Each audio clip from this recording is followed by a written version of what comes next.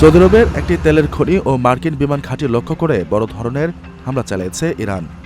তবে সৌদি প্রতিরক্ষা ব্যবস্থার তৎপরতায় বড় কোনো ক্ষয়ক্ষতি ছাড়াই হামলাগুলো প্রতিহত করা হয়েছে। সৌদি প্রতিরক্ষা মন্ত্রণালয়ের তথ্য মতে শুক্রবার সাইবা তেলের খনি লক্ষ্য করে ৬টি ড্রোন নিক্ষেপ করা হয়।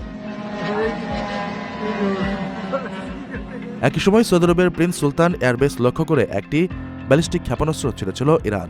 দেশটির আকাশ প্রতিরক্ষা ব্যবস্থা সফলভাবে ড্রোনগুলো ধ্বংস এবং ক্ষেপণাস্ত্রটিকে লক্ষ্যভ্রষ্ট করে। গত ২৭ ফেব্রুয়ারি তেহরান ওয়াশিংটনের মধ্যকার দীর্ঘ ২১ দিনের পরমাণু সংলাপ কোনো চুক্তি ছাড়াই শেষ হয়। এর ঠিক পরের দিন ২৮ ফেব্রুয়ারি থেকে ইরান জুড়ে ইসরায়েল ও যুক্তরাষ্ট্রের অপারেশন এপিক ফিউরি সামরিক অভিযান শুরু হয়। এই অভিযানের পাল্টা জবাব হিসেবেই মধ্যপ্রাচ্যে মার্কিন সামরিক ঘাঁটি এবং ইসরায়েলের বিভিন্ন স্থাপনা লক্ষ্য করে ইরান দফায় দফায় ড্রোন ও ক্ষেপণাস্ত্র হামলা চালাচ্ছে বলে ধারণা করা হচ্ছে।